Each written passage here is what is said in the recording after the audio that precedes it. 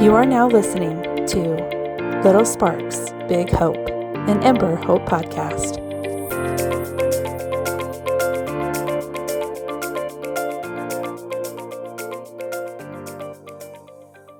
Okay, welcome. This is the very first, this is our inaugural podcast, Little Sparks, Big Hope. My name is Huerter, and I'm the marketing director here at EmberHope, and we've got our special podcast team put together. So why don't we just kind of go around and introduce ourselves and just share a little bit about what we do at EmberHope. Nikki, I'll let you take it away. All right. Well, I'm Nikki Hayes, and I am the EmberHope Connections talent recruiter. And I am so excited. I can't believe this is actually coming into fruition right now. Britt, how about you go? Britt English. I'm the Associate Marketing Director, the counterpart to the amazing Huerter. And together we make one giant evil-headed marketing team. I wouldn't say evil. No, it's mostly good stuff. Exactly. Well, I know we've got some fun plan today. It's like I said, it's our first episode.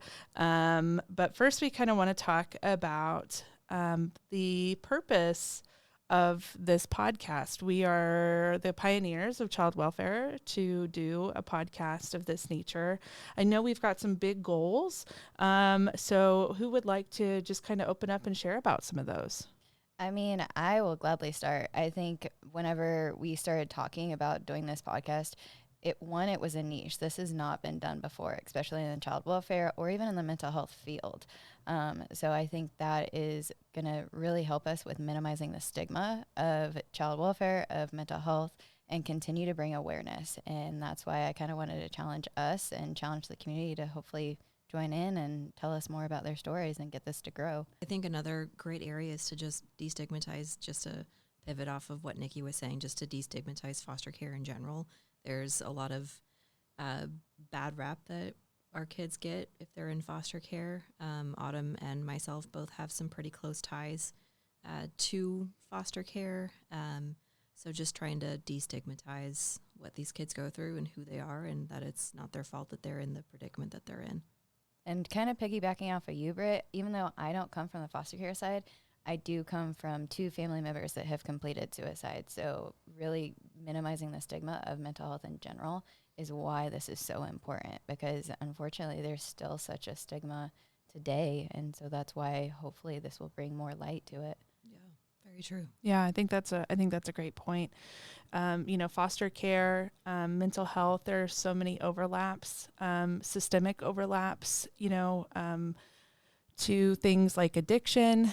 I know a good portion of the youth in care are removed due to addiction and poverty, and those two go hand in hand. Of course, addiction also ties into higher suicide rates, higher crime rates, all of that. It just all goes hand in hand, unfortunately. And correcting one issue is nearly impossible without trying to correct the other issues simultaneously. Absolutely. So I think those are great points, and I know we're excited to have some guests on over the course of this podcast, some community members, some EmberHope team members, to really come in and share some of those. I think also advocates, so that way we can hear their stories. They can tell us more about it, so that way it takes a village whenever we have someone that has lived it or they've worked it or whatever walk they've been through. I think it's all relevant, and hopefully we'll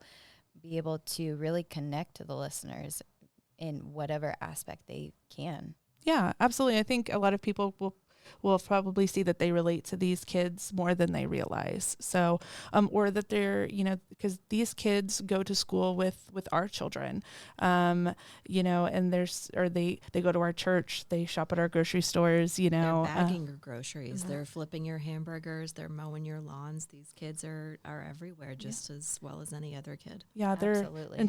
integral part of our community, just like all children are.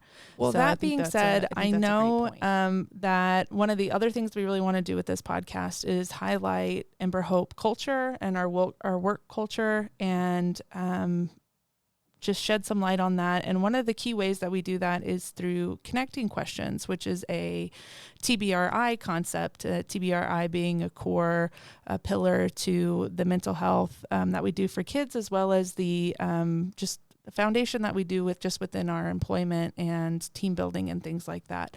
And I know that connecting questions are super fun for us. We do them all the time in the foundation in our meetings, and we learn so much about each other. And I think one of the connecting questions that we have down is, who was a safe person for you growing up and what made them feel safe? So, Britt, Nikki, who wants to go first? I mean, I will gladly go first. For me, it was my grandmother. I mean, my mom was a single parent. She worked 24/7 to provide for her and I appreciated her so much for that. But it's also, my family had to step in and kind of help with watching me. And my grandma was a huge advocate for me, especially because also when I was little, I had epilepsy. And so I had epilepsy also mixed with, unfortunately, a school district that was not supportive. They actually pulled me out of the classroom and put me in nap time and tried to hide that from my mother. And so once that all got figured out and found out, then we moved past it. My grandma made sure that I got the help I needed. So did my mom. But with my mom working to sustain us, basically, my grandma made sure that I was able to still be included in the fun family activities. Anytime they would take a family trip, she would make sure that I would go. And she would say, no, I'm going to make sure Nikki's a part of this. She's not going to sit out just because she had that experience, and it's not going to let her define her. And even that elementary school, unfortunately, the principal and the teachers said that I'd be a high school dropout pregnant at 16. I proved them wrong. I was a top 10% graduate of my high school class, went on to college, got a degree, and now I'm here. And I think that is why it's such a pillar for me, is really building the mental health of our youth, because nobody can tell you who you will be. Nobody can predict that. Only you can. And so by putting that work into it, my grandma showed that to me. So. Oh, that's great. That's awesome. Really beautiful. Yeah. We love when we have supportive family members or people cheering for us, because it does really hurt to hear those things. Yeah. And especially when you're a kid, you can start to believe them. And it's really easy to fall into that. So, I'm so glad that you're here, and so glad that you had some really awesome supportive people in your corner to keep uplifting you. Thank you. So you're welcome. And now I have the supportive team of you guys. Golly, I am very lucky. Well, it's mutual. That's what I love. I feel like our many departments work well together, and we might have individual teams that we're on. Like we might be Team Foundation, or you might be in HR, but there's so much overlap, and I feel like across departments that we have all found people that we have connected with, and truly, EmberHope just has folks that we can reach out to, and we know that they'll be there. Oh, so, absolutely. So I agree. That's awesome. Okay, what about you, Britt? I think a meaningful person that I've had in my life was a high school club leader, I guess. His name was Keith Fellers. He was the head of our Gay Straight Alliance that we had in high school. And during my coming out of the closet moment in high school, it was difficult at home. And I leaned on Keith and his friendship and his support just to help me get through all of that and figure out who I am and my voice, and that I did have a place in the community. When we were adopting our daughter, he had not met her yet. We were only telling him about her and how wonderful she is. And one of the last things that he ever told me was that she's going to be magic for you. Aww. And that could not be more accurate. So Keith was my guy. I just got goosebumps hearing that. Yeah. Oh, gosh, that's amazing. He was something. And your daughter is magic. She is. She's wonderful. She's sassy magic, but she's magic. You know what? That's okay. That's part of the fun. You need a little bit of the sass. Oh, yeah. It comes at the rite of passage as a teenager. Exactly. Absolutely. Well, that's awesome. We all love, school, folks in schools, whether they're teachers or custodians or, receptionists or whatever that role looks like. There are so many educators or people in education roles that play such significant just make such a significant impact in the lives of children, especially foster children. I remember reading a quote once that's like, some kids come to school to learn, and some kids come to school to feel loved. Absolutely. And I know that the latter half was definitely true for me. Well, I mean, I came to learn too, but I really came to feel loved. And it's a different sense of community when you go to school and you find your people and you find peers that are like you and like-minded, and teachers that see you at face value and don't turn away from some of the hard stuff. I mean, sometimes that's what makes their day. I mean, they come from such a hard life or such a hard background. They need that connection. And sometimes even if it's just a hi in the hall, or even an after school club, if they're able to do that, or even just on the teacher's downtime and the teacher's period where they can work on their lesson plans, those students will go there and say, hey, can I just sit here? Can I just be in the moment? And I think allowing those students that space and allowing that connection is vital to building that foundation, to know that even though they may be graduating, even though they might be leaving, they're still going to have that person, just like Britt. Yeah, absolutely.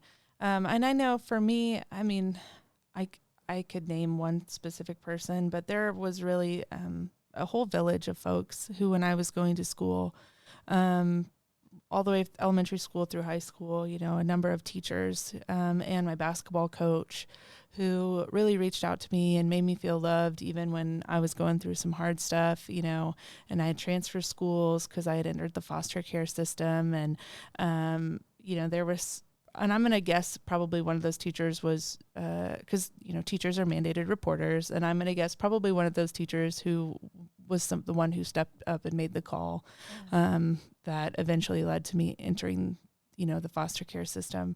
And that's a tough thing to do, even as we're all mandated reporters here. Yes.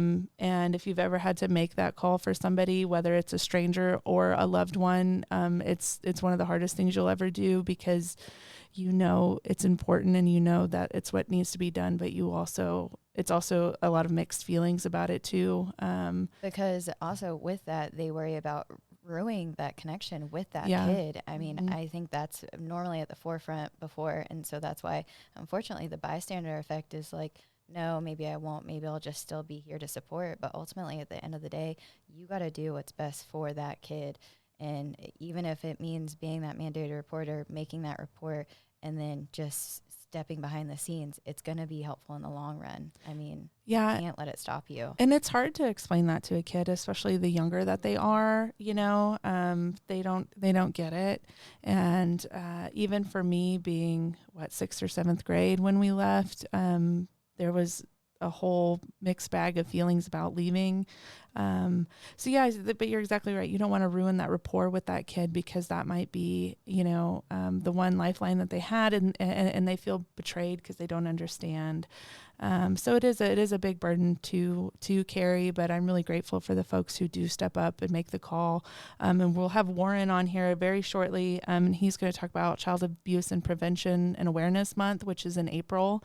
And so I'm excited that he'll be on, you know, the show to share a little bit about us, because it's not just mandated reporters. You know, the whole community has a obligation to step up and make those calls and to make those check-ins. And so I'm glad Warren will be here today to share more about that. But thank you, ladies, for sharing about your special folks. It sounds like you guys had some really wonderful people in your corner, and hopefully we can continue to be that person, you know, just be that person as well to a kid in need, whether that's our own children or a niece or a nephew or, you know, just somebody else in the community. So, definitely. Oh, absolutely. And I think especially, I mean, even though you might not see that person's still going to make an imprint on your heart no matter what, and vice versa.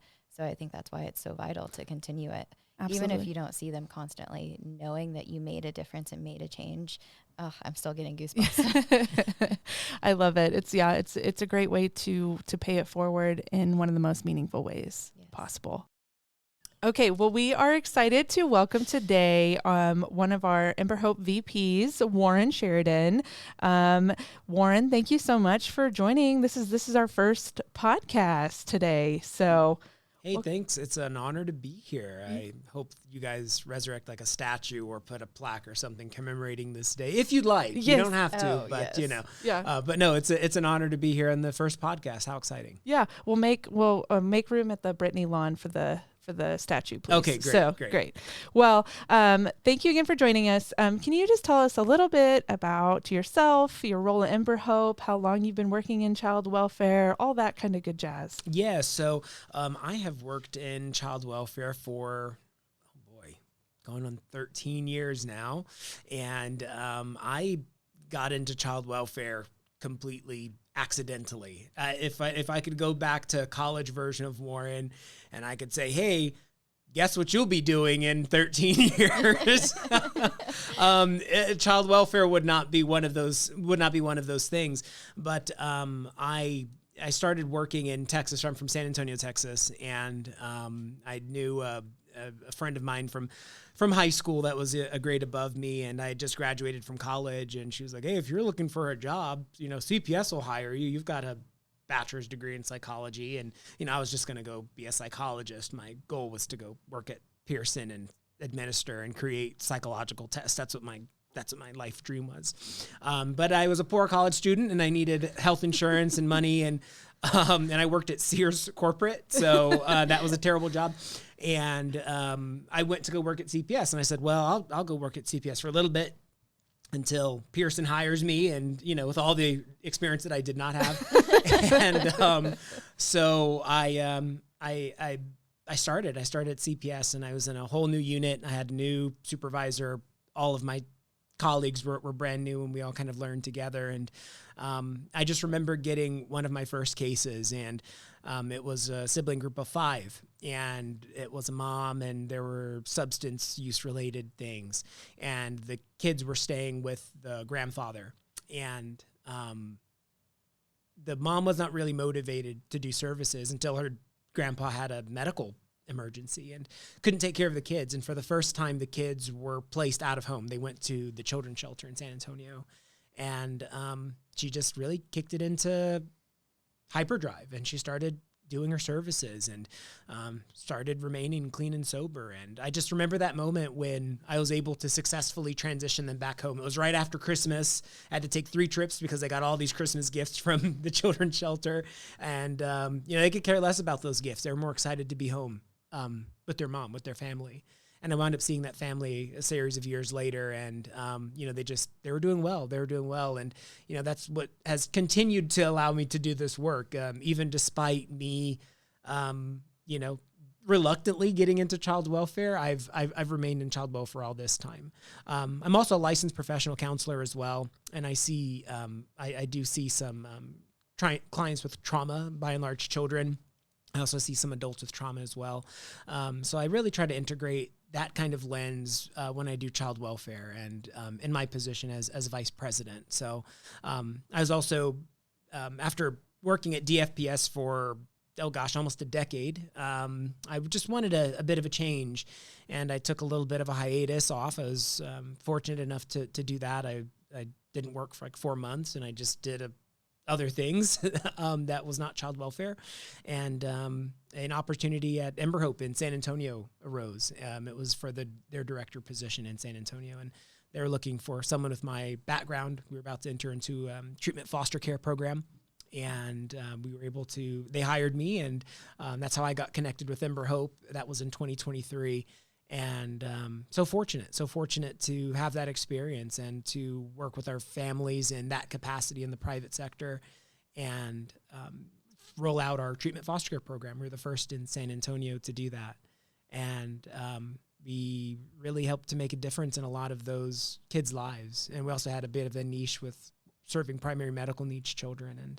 And great time being the director there. And then, of course, we got our contract here in Sedgwick County, and they're like, Warren, do you want to come to Wichita? And I was like, I don't know, not really. I don't know, from San Antonio, I don't know. But no, I just very, very prayerfully, I prayed about it, and this was the direction that God wanted me to go in. So I accepted this position and packed up a U-Haul and moved down here, and I've been here ever since. And it's been a pleasure getting to serve the folks of Sedgwick County here. So little bit about my history here, and the same passion that I have in that first case that I told you about is the same passion that I carry with me today as vice president. Well, we're very lucky to have you, and I can definitely hear just in you telling us that story, that was a pivotal moment of your career. I feel like it kind of changed your trajectory a little bit, and even you kind of touched on it. You had to step away because of yourself and maybe maintaining your mental health, which I think is also something good for all of us to really be mindful of. This is a tough field no matter what. You got to take care of yourself, but you've never let that passion for doing that work cut out. I mean, you came back immediately and you continue to keep that passion. So thank you so much for sharing that. Thank you. Yeah, that's awesome. Yeah, I love hearing your story because I knew just a little bit, but being front lines at DCF, and then transitioning up, I think there's so much value in that. And then also with your background of, being a counselor, licensed counselor, just having a really deep understanding of the mental health and trauma and those things. Do you feel like that has really kind of helped shape some of the policies and the programs and things that Connections has tried to spearhead? Do you think integrating some of those mental health backgrounds that you have? Yeah, I think it definitely has. I take a very clinical lens a lot of times to the work that we do, and just incredibly trauma sensitive. That's one of our main core pillars that we have here at EmberHope. And Lori Gonzalez, she's president of Youthville, and she's got her 7 C's of resilience. So when I saw that, I was like, oh my God, this is excellent, right? And we've got TBRI. I'm also a TBRI practitioner, trust-based relational intervention, for those that might want to know the acronym. Yeah. But we actually opened with a connecting question between the three of us. Excellent. Yes. So parallel practice. Yeah. Right? So that's actually what we want to do. Every podcast is open up with the connecting question. Wonderful. So thank you for bringing that up. Yeah. Excellent. Yeah. Founding principle of TBRI practices is that connection. But no, I think looking at it from that clinical lens and looking at the child as the whole, right? And if the child has things that they're unable to do, it makes it very difficult for us to try to get that child to do higher level things. And when I teach TBRI, I do intro and overview by and large. Myself and Trish are one of the people that teach the intro and overview. And I do this illustration with these jars. And I think that's really like the aha moment for a lot of people. And I'll have a small jar and I put a ball in there and I say, the ball is trauma, but this is the jar that it's in, right? And there's not room for other stuff. And I start, putting stuff in the other jar and there's not a lot of room for other things. Then it's like you grow through your trauma. Your trauma just doesn't disappear, doesn't just go away. You get bigger. So then I put the ball in another jar and then you're able to fill that jar with other things. I'm like, yeah, this is school, this is relationships, families, whatever. And then you finally get to a point where, you've got a big old jar and you put the ball in there and it's like, look at how much room you've got for other things. And I think having that kind of background and really being able to have a visual for folks as they're working with our children, that really helps them to really internalize that. And they walk away and people say, yeah, that jars thing was great. I used that with the family. And, so when the kid's like, when a family's like, I don't understand why this kid's not able to pay attention in school. And they're like, well, the jar, right? There's no room, right? When the trauma is just so big and the vessel's so small in which the trauma is being contained. But, the beautiful thing is we've got the ability to grow those jars.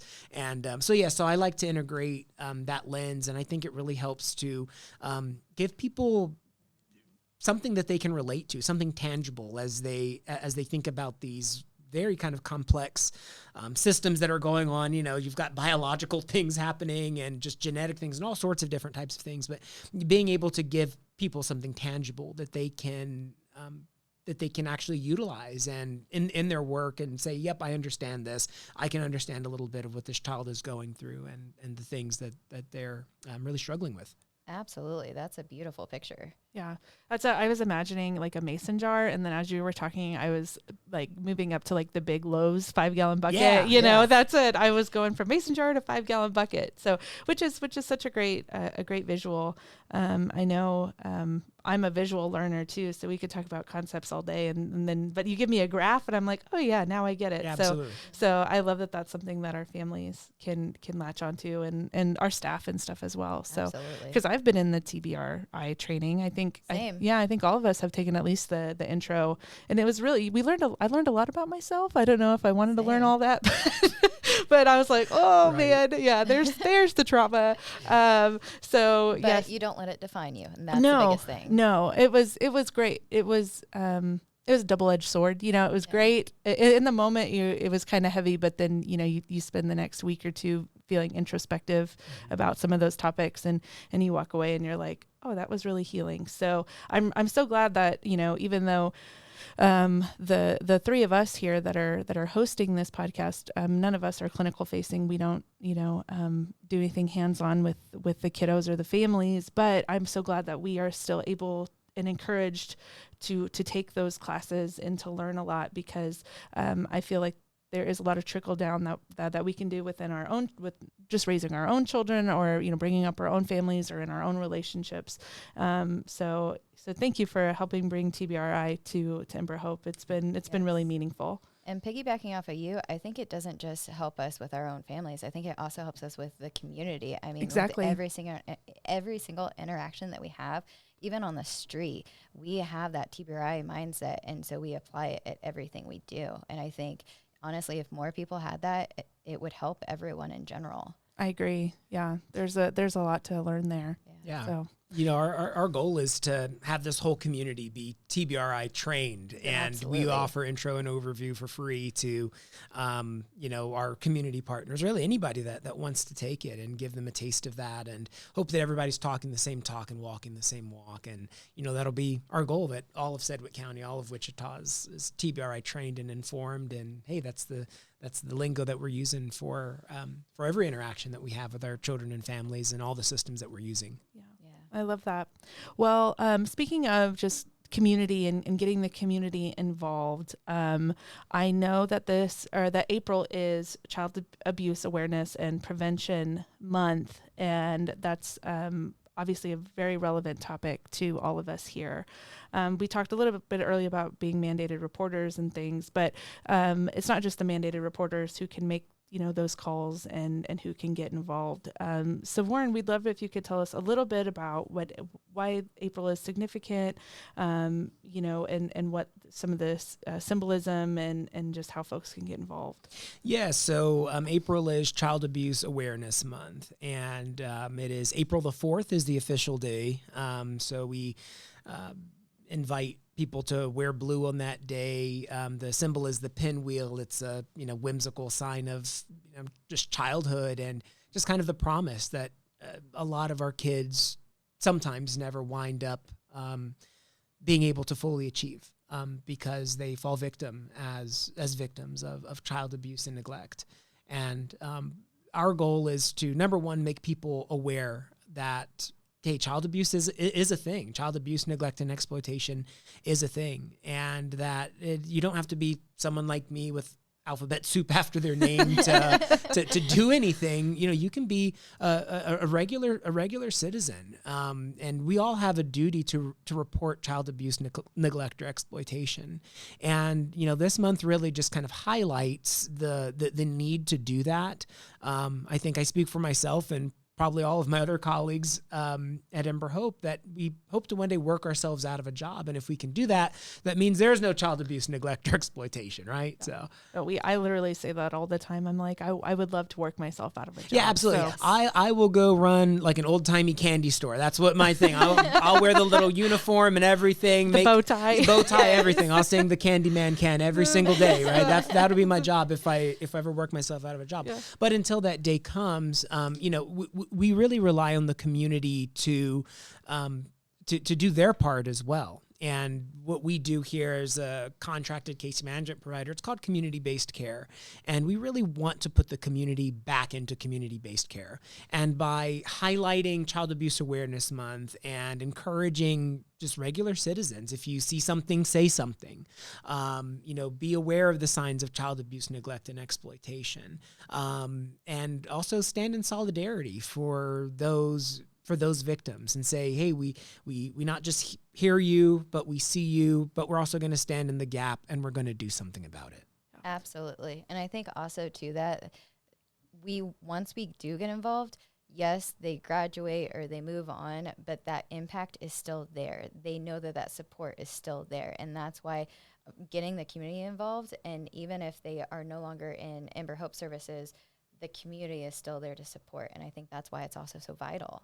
Yeah, absolutely. I think laying that groundwork, laying that infrastructure for whoever's going to come after, and if we've got a strong and supportive system, we can really make the biggest difference that we can in the lives of the children and the families that we serve. There's a stigma that is associated with folks when they go through the child welfare system, but it's not about whether you've got a CPS case or not. It's about what happens during that time and the changes that people make. And I couldn't be a good, counselor. I couldn't be a good social worker if I didn't believe that people had the capacity to change, because they can and they do. And when we give our families that power back for them to make decisions, good decisions about the ways that they raise their children and the ways that they operate in their family, and we give them that empowerment back, we do exactly what I said that we want to do, right? We work ourselves out of a job, and they set good patterns and good healthy living examples for those children. And we can hopefully end that cycle, which unfortunately lots of times is perpetuated, which we see in the system. But everybody can do their part to help put a stop to that and end that cycle and provide levels and layers of supports to those children and families that need it the most. I know that you mentioned just a minute ago, like some of the signs to be aware of. Of course, there are probably a few things that people think of, and there might be some underlying ones that folks might bypass. Would you mind kind of sharing with us, like just kind of what to be aware of, what to look out for in kiddos? Yeah, so, there's very obvious signs. There's for things like physical abuse, for example. So, children that are, bruised, broken bones, things like that. Disheveled appearances are a good sign of neglect, malnourished children. Children walking around unattended, especially really young children walking around unattended, inappropriately dressed for the weather, things like that. But there are also some subtle signs that people may not see. And this is when we're looking at victims of sex trafficking or exploitation, where you see an individual that's maybe walking around with an older adult, or it could be appear their same age, but almost very robotically, where there is almost no inflection. They're not looking at you in the eye. They're not really acknowledging. They're in kind of a state of hypervigilance because they are forced to, be out in public, and they're not allowed to say certain things and do certain things in those moments. Otherwise, they'll face terrible consequences because of it. So that's a little bit harder to look for, but it does occur, and we see these types of things in very populated areas, common areas or places very close by to where major highway systems are. In Wichita runs, I-35 runs, and this is actually a very large area for sex trafficking. Every year we do a roundup, and we help to find and recover missing and exploited children that have been sex trafficked. And Wichita happens to be a hub just because of our location. We're right in the middle of the United States, and we're at a bit of quite literally a crossroads for the interstate transport of people being sex trafficked. Yeah, because I-70 is just 45 minutes north of us. Yeah. And I remember having this conversation because I used to work in higher education for a long time, and of course working in higher ed, we got a lot of training on sex trafficking and things like that, because it's super easy for college girls. Maybe they're short on money and they kind of fall victim into some things. And I remember talking with another community member. It was an older lady here, and I was explaining how we were like in one of the top 5 red flag nation or in the nation for cities for sex trafficking. And she goes, "How can that be so? Wichita is so safe." And I was like, we are so close to we're I-35 cuts the nation in half, this way, and I-70 cuts it in half long ways. And, you can be anywhere. I mean, if it's an 85 mile per hour speed limit, you can be anywhere in, less than a day. Really quickly. Yeah, exactly. So and especially now with social media, unfortunately, it's increased. Yeah. But yeah, that's that's really one of the kind of quiet things that, you could probably walk walk by someone in the street and not know that they are currently and actively being sex trafficked. But that's something to look for as well. There are some signs, and so it's a little bit more subtle, but those signs do exist. And we probably see people like this, children like this, just with all of these various signs that they could be abused, neglect, or exploited, which is why we tell people, if you see something, say something, even if you're unsure. There's not a penalty for that, and you just don't know what making a call like that could do to be the intervention in that child's life that really needs it the most. Yeah. So speaking of interventions, if somebody wanted to make a report, or if somebody did see something and they wanted to say something, who would they tell that to? Yes, so they would need to contact the Department for Children and Families. They have a intake number that you can call 24 hours a day, 7 days a week, using their hotline, and that number is 1-800-922-5330. You can call, and just, the more detailed you can be, the better. But even if you have very little details, you're like, hey, I don't know the kid's names, but they live at this address. They're here sometimes. They drive this kind of car. You can give them that kind of information, and we're able to locate families. And if it is a credible thing that could be investigated, they will investigate. So people can do that. If a child's in immediate danger, or that's an immediate danger, call 911, call local law enforcement, because they will step in and help. And here in Wichita, there's a police protective custody process that children, before they enter into the child welfare system, can enter into first when there is immediate danger or threat to that child. So either of those ways are the best ways that any regular citizen can go about, saying something if they see something. And for those listening, we will put that phone number in our description, so that way you have better access to it if you missed that phone number. Yeah, absolutely. Yeah, just check the description on YouTube or wherever you happen to be catching this podcast today. So, well, Warren, is there anything else that you want to add about child abuse and neglect? Any other key information that we may not have asked about or touched on? Yeah, I'll just state that there's a really great guide from DCF, and you guys can provide a link for it as well, that just has all sorts of signs for just the layperson to be aware of when you are looking at abuse, neglect, or exploitation, and what some of these things mean, what some of these signs may mean. So that could be a great resource for a lot of viewers. And it's a huge problem. It's a big problem, and not one person is going to ever solve it, right? As much as I think that I can probably solve the problem, I don't have an S on my chest and a red cape behind me. And but really the small changes, the small things that people do make a difference. And I'll just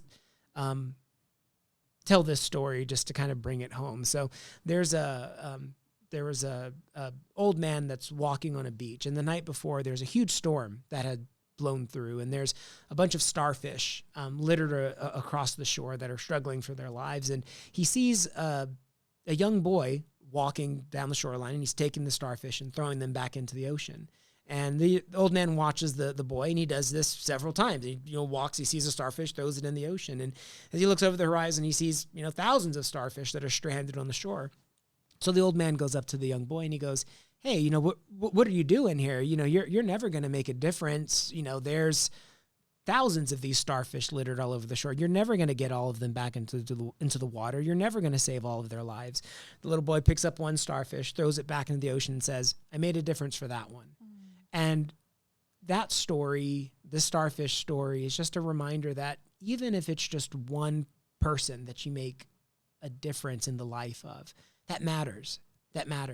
And there's just anything that someone can do. Be a foster parent if you were so inclined to do that after listening to this podcast. There's information on our EmberHope.org website. please make an inquiry. We'd love to have foster parents. That's one thing that you can do. People can volunteer their time. People can, not just with us here at EmberHope, but also through ancillary organizations that work with children like court-appointed special advocates or CASA.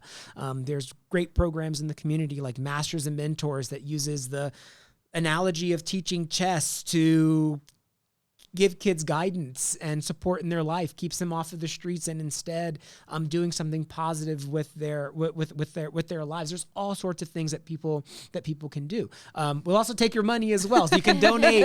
You can donate resources of money or in-kind resources as well. You can do that through an inquiry on our EmberHope website as well. But no matter what you do, no matter how big or how small it makes an impact little by little. And just like that Starfish story, hey, if you can make a difference in one person's life, you may not be able to change the whole world, but boy, you change the whole world for that one person. Yeah. Well, in marketing, when we were talking about campaigns, what we wanted to do for a marketing campaign, one question that we asked was, will you be the one?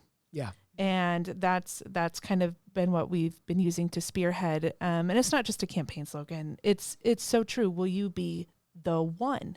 You don't have to, you can't be everyone, but you can be the one. Right. And so that ties in so beautifully to the Starfish story, and just getting involved in just the myriad of ways that you just mentioned. So thank you, Warren, so much. I think it also it shows that this world is just a giant puzzle. And even if we just add that one little piece, it just will continue to help children, family, our community continue to grow, because it takes a village. Yes, it is the one person, but then once that one person gets involved, it's a trickle effect. Absolutely. So it's so vital. Absolutely. So thank you. Yeah. Thank you so much for taking your time to come on, Warren. It was so great to have you on as our first guest. Thank you. It's a pleasure. It's been a pleasure. Shared so much insight with us. I feel like I learned so much every time I talk to you about just child welfare and some of the, ins and outs that we don't get to see every day. So, absolutely. So thank you. And again, we will put all of this up, our info, the contact information, and then of course the link to the DCF guide in the description, so you can anybody listening can check those out and get those reviewed. So, all right, awesome. Well, thank you, Warren. Thank you all. Be blessed. All right, I am so glad that Warren could join us. He had so much insight to share, and I really like how he ended. And we were talking about just anybody can get involved, that it just takes one person to make an impact, to influence a starfish, to change a starfish's life, right? Exactly. Which ties into the name of this podcast, which is Little Sparks, Big Hope. And I know, Nikki, you kind of helped spearhead the name, and you were even talking about some time when you were a case manager, how you felt how that little spark turned into a big hope. So, I mean, for me, one that really stood out, this little boy came into my care, and he actually came from an abusive background. Once he was adopted and he was brought into case management services, I got a backstory about what was happening. And then originally he was hiding under tables. He was hitting people. He was biting people. He didn't have that social interaction. And I worked with him for 3-4 years. By the time he was graduating case management services, he was joining sports clubs.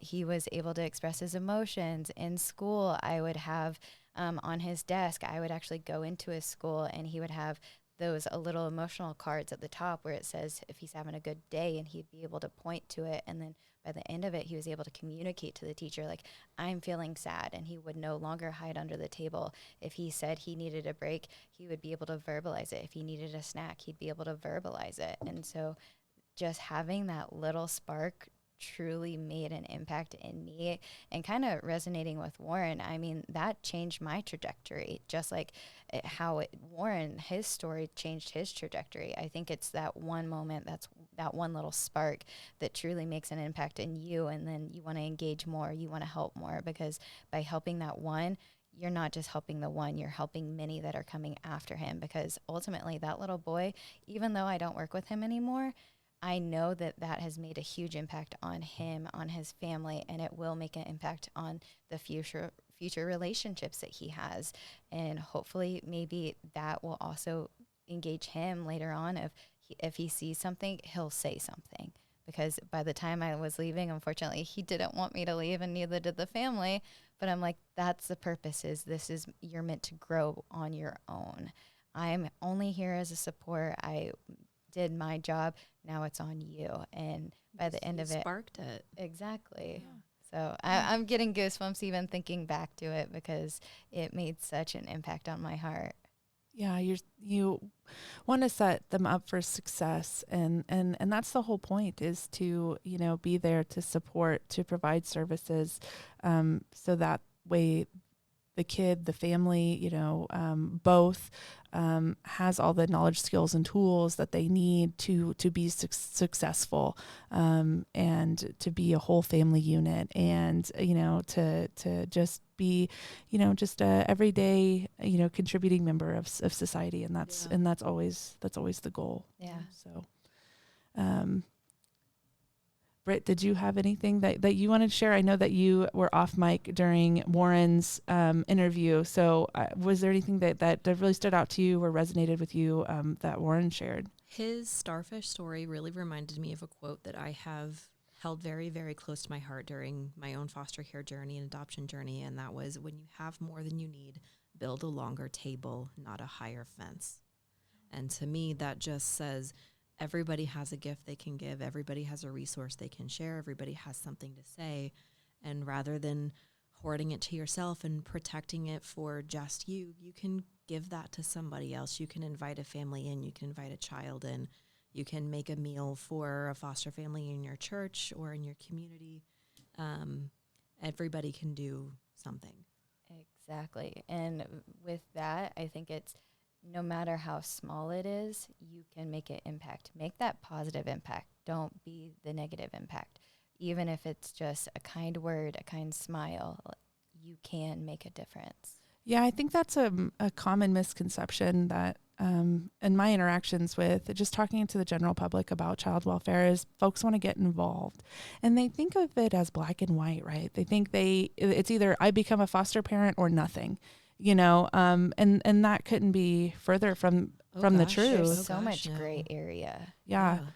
And Warren touched on that quite a bit, where he's like, you can give your time, you can give actual items, you can give food, you can give monetary donations. We will always take that. Yeah. Buildings don't run on hopes and dreams alone. And there's just so many ways to get involved. Yeah. And you know, finding a career as well. You know, Warren talked about getting into child welfare kind of by accident. You know, I know that Britt and I have, you know, like degrees that you wouldn't think of, us working in child welfare, you know, but we're working in marketing within child welfare.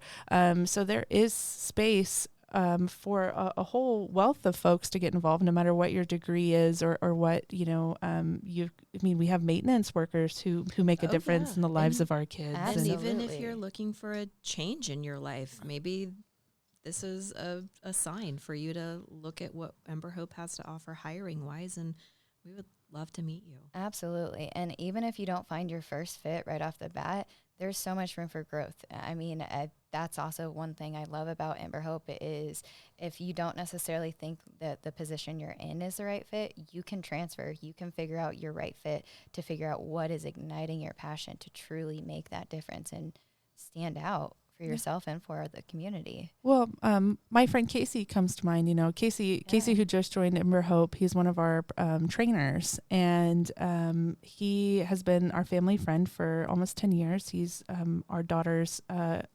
godfather, but he served in the military in a medical position, and everybody was like, "Oh, are you going to go into a medical position on the civilian side?" And he had thought about it. He thought about going to nursing school and stuff, and you know, but he started training here, and he loved teaching within the military, and so he found how to bring that over into the training side. You know, so it was a career change. but also still there was still some overlap. There was still pinpointing what he was passionate about and being able to bring that over into EmberHope. And he's absolutely just loved the transition and loved the work-life balance and everything that's offered here. I think just thinking outside of the box and looking at what we have to offer, there is something for everyone at some point, Exactly. So I think that's a really kind of cool thing to keep in mind. I just encourage anybody, you don't, it's not black and white. Not everybody has the capacity or time to be a foster parent. That's a huge commitment and heart calling. But so everybody can do something, and whether that's, being here on staff with us or, signing up to donate a $25, donation every month, or, signing up for one of our events. Like we have our Top Golf event coming up here on April 9th. We have a concert, car show, poker run. Yes. Combo coming up here in May. There's tons of ways to get involved. Even just sharing this video on your Facebook helps spread the message. So yeah, those are just some of the little sparks you can do to contribute to the big hope. And if you want to also, going back to the volunteerism, if you aren't quite sure, start with volunteerism, because then you get to know the company a little bit more. You get to see the staff, because all of our staff also volunteer. It's not we don't just do the work, we also engage in it. So I think that also provides that little spark brighter. I mean, that echoes back to what Warren said also, is we talk the talk and we walk the walk. Right. Yes. During any of our care drive things, our school supply drives, Christmas. Yes. That's all hands on deck for Christmas. Yes. All hands on deck. It's picking up, it's organizing, it's collecting things. I mean, just those three alone are just the top things that I can think of right off the bat. And, and that's a great point, because I started off as an EmberHope volunteer, but long before I was an employee. I volunteered at EmberHope like 5 or 6 years before I ever painting the school. Yeah. Aww. I helped paint Opportunity Academy. There's a picture of me barefoot on a ladder in my Cali College orange T-shirt, because I brought up a group from Cali and we came and we helped to paint the one of the classrooms in there is sky blue, and during volunteer week that happens every June. So yeah, and so when that was kind of a big thing for me when I saw the job position come open, I was like, I know EmberHope quite well, and because I had continued to volunteer for a couple years before COVID happened, of course, and then kind of fell off my radar, but. I think that's a great point. If you want to see what the organization is like, if you want to just kind of dip your toe in child welfare in general, volunteering is a great way to start. Whether that's helping plant flowers at Newton or helping us wrap Christmas presents, anything in between. Yeah. To get involved with volunteering, go to our website. We do have a volunteer tab, and that leads back directly to the incredible Virginia Lewis. She's so wonderful. The salt of the earth. Everybody just adores her. She's very non-scary. Yes. Yeah. She's our incredible volunteer coordinator, and you can have a conversation with her, whether you want to volunteer as an individual, if you want to bring your church group, if you want to bring, a work group, a social club, drag your kids out. I make my daughter volunteer with us a lot. Yeah. She loves it. She's wonderful. She's got bragging rights now that she's got one of the higher volunteer hours in her age bracket, and she just is very excited about that. Yeah, there's a little bit of something for everyone when it comes to volunteer. So, well, as we bring this first episode to a close, I just want to take a quick few minutes see if there's anything else that anybody would like to add in or share just about working here or about your own journey or any kind of call to action. The floor is open. I think for me, a big thing is don't let the imposter syndrome stop you from getting involved. So many people, they are like, well, I don't know how much of a difference I can make. I know that I come from a rough background. Don't let that define you. Don't let it stop you. Let it empower you, rather. And just try and figure out where you want to get involved, whether it's being hired, whether it is volunteerism, whether it's being a donor. I mean, the kids need it. And even if you don't necessarily get involved in EmberHope, like we said, it's about the community. It's building our community to make it better for the future generations. And I mean, I'm getting emotional now even thinking about it, because if we can build the foundation for our community, if we can continue to build the foundation for the youth, we're setting it up for the future. And that's what's most important. It's not just what's going on right now. We want to leave the future better. We want to make a positive impact. And even thinking about it in my mind, I mean, I'm getting goosebumps. I know I keep saying that throughout this podcast, but it's because the mission and the passion is so deep. You know, as you were saying that, I think back to one of the most powerful things that I've heard about child welfare in recent years, and that comes from a good friend of EmberHope, Ryan Beatty, County Commissioner Ryan Beatty. And he was speaking, and I can't remember if he was in a church or if it was like just a community event, but he was saying, he was calling to the public, and he said, if you want to see decreased crime rates, if you want to see decreased poverty, if you want to see a decrease in the amount of individuals who utilize, welfare or SNAP benefits or anything like that. Decrease in our homeless. Our unhoused. If you want to see if you want to see a decrease in the unhoused population, he goes, it starts with the kiddos in care, and it starts with caring about, the children in the child welfare system. There, at any point in time, there's roughly 6,000 children in the Kansas child welfare system, and we are far from the most populous state in this nation. In that call to action, it's like, if you want to see positive change in your community that will ripple through generations, start with these children in care, and be one of the catalysts that brings an end to some of these systemic issues. Yes, absolutely. Could not have said that better myself. Same. I want to make sure that we give a big shout out to our friend City Life Church. City Life has been instrumental in helping us get this podcast off the ground. City Life is so generously lending us their studio to use, and has been wonderful teachers and helping us get all the equipment all set up, and we're just so thankful for them. So City Life Church in downtown Wichita, if you are church shopping, if you are trying to find a good home church, I know they have tons of volunteer things that they do as well, community organizations being down here in the heart of Wichita. They do a lot with our unhoused community as well. So they are just wonderful church partners, and we're really, really thankful for them just generously donating this space to us. So shout out City Life.